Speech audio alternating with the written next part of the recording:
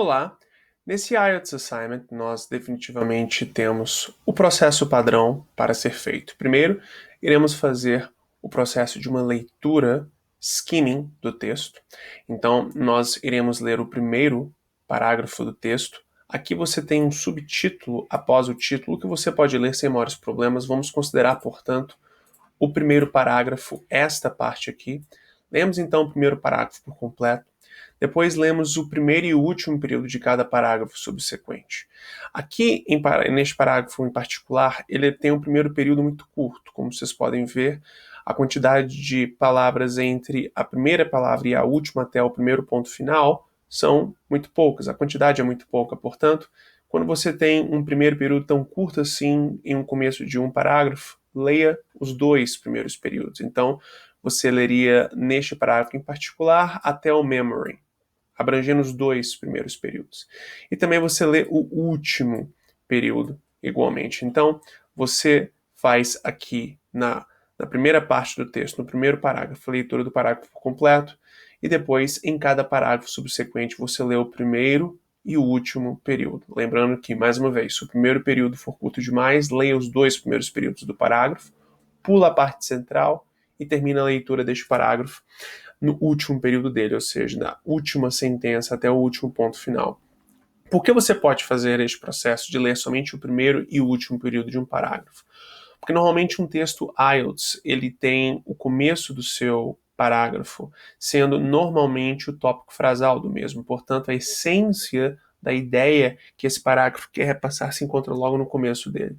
O restante do texto naquele parágrafo nada mais é do que uma detalhação, um aprofundamento, mas você já consegue compreender qual é a essência do parágrafo simplesmente lendo o começo dele, o seu tópico frasal. E o último período é para questões de matching, é para questões de combinação, como a clássica questão de você, na realidade, ter a definição de quais são os melhores títulos para cada um dos parágrafos, com você tendo que retirar esses títulos de uma lista pré-definida. Normalmente, quando você tem questões como essa, ou várias outras, que envolvem essa mecânica de matching, ou seja, combinação, você tem a informação que define que determinado elemento é relacionado a outro, sendo dada logo no final do parágrafo. Então, esta é uma forma que o exame tem para lhe forçar a ler mais. Mas nós, já conhecendo essa dinâmica do exame, podemos nos precaver e já nos adiantar. Então, você lê também sempre o último período do parágrafo. Você faz o mesmo com o próximo parágrafo, com o próximo, até chegar ao último parágrafo. O último parágrafo você lê por completo também. Então perceba que os parágrafos que você lê por completo são o primeiro e o último, ou seja, o parágrafo introdutório e o parágrafo de conclusão. Porque, naturalmente, eles são críticos para a introdução do tópico, para o fechamento do tópico do texto e, por consequência, a interpretação da ideia que o texto como um todo quer repassar. E todos os parágrafos entre o primeiro e o último, você tem aquela dinâmica de ler o primeiro e último período, tudo bem? Perfeito. Então aqui você tem uma questão que é relativamente simples de ser feita em termos de lógica. Você aqui, tomando como referência este parágrafo que está incompleto e nada mais é do que, na realidade, um summary, ou seja, um resumo de algo que foi abrangido aqui pelo texto, você tem essas partes incompletas que, tendo em vista esta lista de palavras e expressões, você vai ter que usá-las para completar o que essas partes em branco estão definindo, tendo em vista o que o texto fala. Então aqui é crítico você conseguir identificar o quanto antes quais partes do texto essas partes aqui estão abrangendo.